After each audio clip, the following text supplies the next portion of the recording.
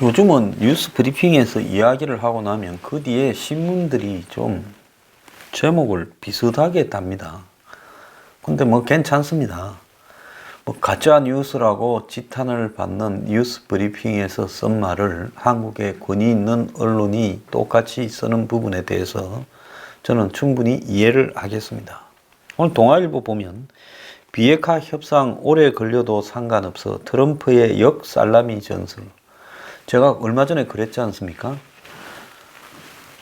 이 김정은이가 미국에다 대고 비핵화 협상을 한다면서 잘게 쪼개가지고 계속 애를 먹이니까 이제 미국이 김정은이한테 배워가지고 트럼프가 잘게 쪼개서 거꾸로 써먹고 있다. 그러면서 뭘 해줄 듯이 종전선언 해줄 듯이 시간 끌고 또 뭡니까? 비핵화 하기 위한 2차 미북회담 해줄 듯이 그래서 한국의 청와대가 착각을 하고 이 중간선거 전에 해줄 거라다가 11월 달에 해줄 거라다가 또 설거머니 내년 1월로 또 미뤄버리고 그래서 트럼프가 얼마 전에 2년이고 3년이고 5개월이고 상관없다 천천히 하자 하면서 겉으로는 70년간 못한 일을 내가 서너 달 만에 하고 있다. 북한하고는 잘 지낸다. 김정은이는 뭐 믿을 수 있는 좋은 사람이다. 북한은 위치가 참 좋은 데 있다. 북한이 비핵화를 하면 잘 살게 될 거다. 잘 되어가고 있다. 문제없다. 이제 이래요. 솔직히 말하면 한국 사람 입장으로 보면 이거 미치고 환장할 일입니다. 왜? 이렇게 트럼프가 역살라미로 뭘 줄 듯 하면서 시간을 계속 끌고 늦춰가고 올해 천천히 비핵화하자 이러면 북한은 이제 핵 보유국으로 지위와 그 다음에 ICBM 보유국으로 지위나 기술력을 완벽하게 확보하고 굳히게 되죠. 근데 미국의 지금 트럼프는 북한이 이걸 없애고 안 없애고 문제는 둘째 문제고 자신이 대통령을 하고 단기적으로는 지금 중간선거 전에만 사고치지 마라. 중간선거가 지금 팽팽한데 사고치지 마라. 그 다음에 재선하는 2020년 한 7, 8월 그때 대선 후보로 정해질 때 또 그 11월에 대선을 할 때 그때 사고를 치지 말고 너하고 내하고 뭐 협상이 되는 척해서 니는 너희 나라 국민들을 속이고 한국한테 뜯어먹고 나는 우리나라 국민들을 속이고 뭐가 잘 되는 모양처럼 끌고 가면 니도 좋고 나도 좋은 거 아니냐. 원래 사기꾼들끼리는 그렇게 해먹는 거 아니냐고 이제 이렇게 막가파로 나오고 있어요. 이러니까 이제 한국은 이제 미국이 시간을 끌면서 사실은 비핵화를 하려는 원론적인 실천 행동조차도 이제 안 하려고 한다는 부분에서는 매우 골치 아파졌죠. 근데 트럼프 입장으로 봤을 때는 이게 제일 돈이 많이 남는 장사예요. 진전을 시키면 저놈들은 안 할 거니까 그러면 진전을 시키지 말고 천천히 가자. 자, 한 석 달 만에 할 거를 30개월로 나눠서 하고 그래가 너네들이 가끔씩 뭘 하나 꺼내면 그래 잘 돼 간다. 잘 될 거다. 원래 이런 게 빨리 되나. 그걸 사고 안 치는 게 어디고. 이렇게 이제 립 서비스를 하면서 끌고 가려고 하는 겁니다. 그러니까 이제 한국의 입장에서 되든 안 되든 북한의 비핵화라는 부분을 소리 높여 외치고 그걸 밀어보려고 하는 꿈은 깨어져 가고 있고 북한 입장에서는 처음에는 핵 보유국으로 인정을 해주는구나 하는 생각을 하고 좀 기뻐했을 수 있는데 다른 한편으로 제재는 계속 쪼은다고 말은 세게 하면서 또 잊을만 하면 제재를 하면서 또 그런 식으로 마치 잘 돼가고 있는 것처럼 이야기하면서 미북 회담도 빨리 안 해주고 종전선언도 빨리 안 해주고 상응 조치를 취하지 않으니까 이게 당하고 있는 게 아닌가라는 생각도 또 드는 겁니다. 그래서 이제 국민들이 마음을 좀 정리해야 돼요. 북한의 비핵화는 이제 불가능합니다. 북한의 비핵화는 북한이 무너져야 가능할 겁니다. 자, 그래서 지금 한국에 미국에서 로비하는 팀들도 좀 있다고 제가 들었습니다. 자, 이 문정인이가 주로 그런 역할을 하고 있는 걸로 보이는데요. 이들이 미국의 싱크탱크 이런 데도 좀 작업을 하는 것 같아요. 들리는 이야기로는. 38 로스에 보면 이런 기사도 하나 나왔어요. 북한에 대한 이 안전 보장으로서의 중국의 역할이 중요해지고 있다. 자, 중국이 더 역할을 해야 된다 해서 최근에 중국이 무역전쟁 때문에 한반도 문제에서 발을 살짝 빼는 모양새를 보이고 있습니다. 이건 의도적이에요. 왜? 중국이 사실은 올해 연초만 해도 어땠습니까? 뭐가 될 것 같으니까 툭 하면 김정은이를 오라고 3번이나 불렀지 않습니까? 그래서 중국이 김정은이를 불러서 시진핑이가 어떻게 했습니까? 지가 다 지휘하고 있는 모양새를 보이고 종전선언에도 지도 참여하겠다 하고 그렇게 설쳤는데 갑자기 요즘 빠졌어요. 왜? 왜 빠졌을까요? 트럼프가 중국을 지목하면서 네가 북한이 저렇게 지금 비핵화를 안 하고 장난을 치게 만드는 장본인이니까 그래서 내가 네한테 이 무역 전쟁을 더 쪼은다. 네가 배우다. 이렇게 이제 트럼프는 북한 문제가 답이 안 나오니까 또 중국을 걸고 무역 전쟁을 더 세게 하기 위한 명분으로 또 슬그머니 올립니다. 그러니까 중국으로 봐서는 이 근처에 얼씬거렸다가는 괜히 저 트럼프 저놈이 지금 무역 전쟁을 벌이면서 북한 핑계까지도 우리한테 갖다 붙이니까 당분간은 북한 근처에 나타나지 말라니까. 지금 한국이 미국으로부터 압박을 받으니까 지금 미국의 조야를 돌아다니면서 미국의 싱크탱크에 있는 사람들, 그 사람들도 돈 주면 한국 정부 로비하는 사람들 많아요. 그래서 거기다가 중국의 역할을 또 썩 부각시키면서 중국이 미국을 견제를 좀 해달라. 이런 짓거리를 하고 있습니다. 그런데 제가 트럼프가 이제는 역살라미로 나온다라고 말을 하자 말자 오늘 동아일보 보면 트럼프가 북한의 비핵화가 아무리 오래 걸려도 상관없다면서 느긋하게 여유 있는 모습을 보이면서 급한 거는 북한이다. 이렇게 하면서 북한이 비핵화 조치를 야금야금 잘라가지고 할 듯 하면서 안 하듯이 미국도 지금 살라미 미러링을, 즉 미러라는 게 거울로 그대로 뺏기는 거 아닙니까? 복사를 해서 우리도 그러면 살라미로 간다면서 종전선언을 해줄 듯 안 해주고 미북 회담을 해줄 듯 안 해주고 그 다음에 급할 거 뭐이냐 천천히 만나자 이제 이렇게 하고 있다는 겁니다. 트럼프는 미국에 어제 일리노이 유세에서 북한 핵실험이 없으면 얼마나 오래 걸리듯 상관하지 않을 거라고 내 주변 사람들한테 이야기를 한다. 유엔 총회에서도 시간 싸움이 아니다. 2년, 3년, 5개월이 걸리든 뭔 문제가 되겠느냐고 하면서 이 북한 문제를 긴 시간에다가 넘겨버렸다는 겁니다. 그래서 북한이 종전선언 대신에 대북 제재 해제 같은 이런 문제를 이렇게 요구하고 있는데 미국으로서는 이 해제 문제를 가지고 북한이 너네들이 바뀌면 해제해 줄게 하고 북한이 과거 미국 보고 지금 너네들이 뭘 해주면 우리가 비핵화를 하나 해줄게 라고 하던 것을 반대로 똑같이 지금 그렇게 하고 있다는 겁니다. 그래서 대북 제재는 시간이 지날수록 계속 미국의 유리한 포인트가 될 거라는 거죠. 시간이 가면 갈수록 북한이 대북 제재를 해달라고 매달릴 수밖에 없으니까.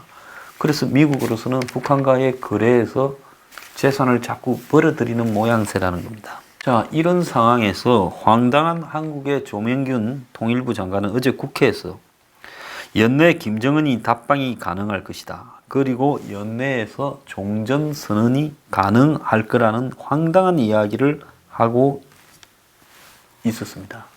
저는 이 사람 가끔 볼 때마다 영혼이 있는 사람인가? 그러니까 시계도 주인 닮아가지고라는 니도 고장난 놈이다라는 이야기를 이성거이한테 처먹는 거 아니겠습니까? 어제 국감에서 경의선 철도 공동조사가 지연되는 데 대해 미국과 한국이 생각이 좀 다른 부분이 있다. 북한에 올라갈 한국 열차에 대해서 유류 기름 문제와 관련해서 검토 등을 할 게 있다 라고 말을 했습니다. 그러면서도 김정은이가 연내 답방이 되도록 하겠다라고 이야기를 하고, 그리고 종전선언도 가능할 것처럼 노력하고 있다고 말을 하고 있습니다. 김정은이가 오게 되면 이런 상황에서 아마 미국은 한국을 안 보려고 들 거고, 더 나아가서 종전선언의 가능성은 1%도 없는데도 지금 아직도 종전선언이 될 것처럼 그렇게 조명균이부터 생각을 하고 있습니다. 자, 근데 기가 찬 거는요, 남북 평양 공동선언이 발효가 되어서 공표가 되었습니다. 이제 그게 유효한 법적인 효력을 지키는 걸로 됐는데, 북한은 아직도 비준을 하지 않고 있다는 겁니다. 자, 북한은 판문점 선언 비준에도 안 나서고, 양 정상이 합의한 이 평양 공동선언에 대해서도 별로 적극성을 안 띠는데, 한국만 총알같이 북한하고 합의하고 나면 갔다 와서 공정을 하는 형태를 보이고 있습니다. 두 사람이 서로 계약을 했으면 똑같이 그 계약 이행을 위한 절차에 들어가야 되는데, 한국은 북한이 하나 사인해주면 그걸 가지고 코팅해서 신주단지 모시듯이 모시면서 등기소에 가서 공정까지도 하고 있습니다. 공정소 사무소에 갔어요. 참 기가 찬 이야기입니다. 어제 관보에 북한과의 평양선언과 군사합의 등이 게재가 됐다고 합니다. 근데 웃기는 거는 북한이 평양선언하고 군사합의서 2개인데 군사합의서만 비준을 했대요. 북한에도 비준 절차가 있다는 거, 형식적으로. 그건 뭔 이야기를 하겠습니까? 물리기 없다. 자기들이 유리한 방향으로 군사합의를 99% 북한이 유리한 방향으로 다 해준 거니까 북한 맞춰준 거 아니에요? 그러니까 삐세 속도로 그걸 다시 고치자거나 물릴까봐 북한이 총알같이 비준을 해버렸다는 겁니다. 반대로 평양선언에 대해서는 북한이 지금 미적거리고 있다는 겁니다. 어제 한국당은 어제 지금 이 정부의 평양선언 군사합의 비준에 대해서 효력정지 가처분 신청을 지금 낸 걸로 알고 있습니다. 지금 김정은이 밑에 있는 북한의 실무자들은 북한이 NLL 인정을 안 하는 쪽으로 움직이고 있다는 겁니다. 자, 지금 한국 정부는 서해의 평화수역을 만들고 어쩌고 하는 부분에 대해서 북한이 마치 북방 한계선 NLL을 인정하고 한 것처럼 이야기를 했는데, 지금 실제로 돌아가는 것을 보면 NLL을 완전히 북한이 인정하는 식으로 해결되지 않았다는 겁니다. 근래 열린 군사회담이나 장성급 회담 등에서 북한 측이 우리의 NLL을 이렇게 인정하기보다는 자신들의 해상 경계선과 경비 개선을 주장하는 행태를 보였다고 하는 겁니다. 그러니까 북한이 인정하지도 않는 NLL을 놓고 마치 북한하고 평화수역 거리를 잘 정했니, 이런 쇼를 지금 이 정권이 해대고 있습니다. 자, 나라가 이렇게 비굴하다 보니요, 중국 놈들은 아예 한국의 방공식별구역을 구역으로 인정하지도 않고, 어제도 동해 강릉 동쪽 상공까지 중국의 군용기가 들어와서 깊숙하게 침범을 하고 갔습니다. 타국의 방공식별구역에 들어가려면 24시간 전에 허가를 받아야 되는데, 어제 오전 10시에 제주도 서북방에서 방공식별구역으로 중국기 한 대가 들어온 다음에, 자, 동해안을 오가다가 오후 3시에 나갔다는 거예요. 5시간을 한국의 방공식별구역 근처를 이렇게 다녔고, 실질적으로 그 중에 한국의 방공식별구역 안에서 비행을 한 시간이 2시간이라는 거예요. 참 기가 찬 이야기인데요. 이제 북한 놈들도 우리는 마치 남북이 합의하고 NLL을 중심으로 평화수역을 정하고 어떻게 했는 줄 알았는데, 북한에 지금 김정은이 밑에 있는 똘마니들은, 군부는 한국의 이 평화수역 NLL을 인정조차도 하지 않고 있다는 거고, 중국은 한국의 방공식별구역 상공을 저 마음대로 비행기를 이렇게 진입시켜서 휘젓고 다닙니다. 그러니까 한국의 바다와 중국은 북한 배와 중국 비행기가 저들 안방처럼 드나들고 있어요.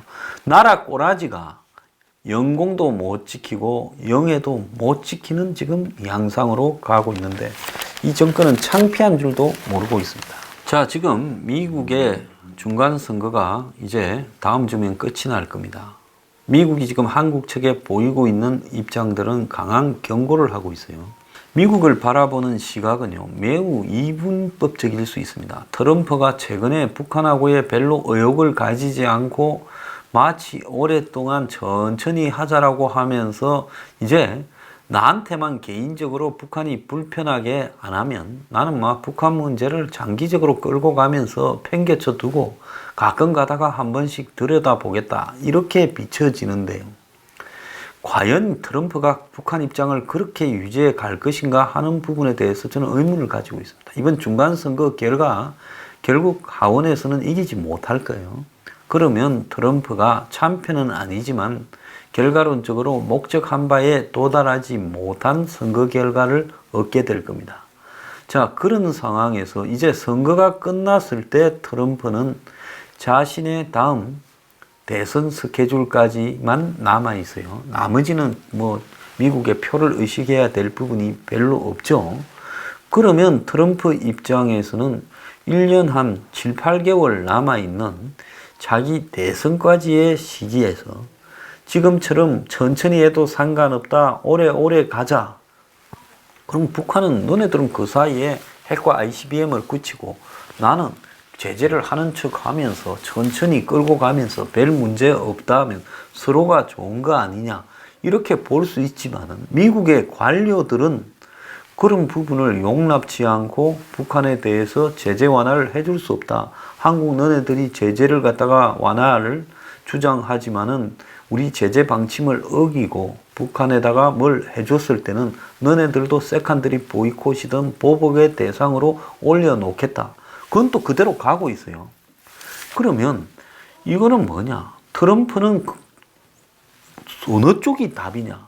실제로 왜 저럴까라는 부분에서 봤을 때는 자신은 초월한 듯 있으면서 밑에 관료들은 바짝 쪼는 부분을 의도적으로 방치를 하고 있다는 겁니다. 그러다가 북한이 항의하거나 한국이 뭐라 그러면 미국은 법과 원칙에 의해서 가고 있기 때문에 법을 내가 어떻게 할 수 없다, 이런 식으로 하면서 트럼프는 또 설 빠져나가겠지요.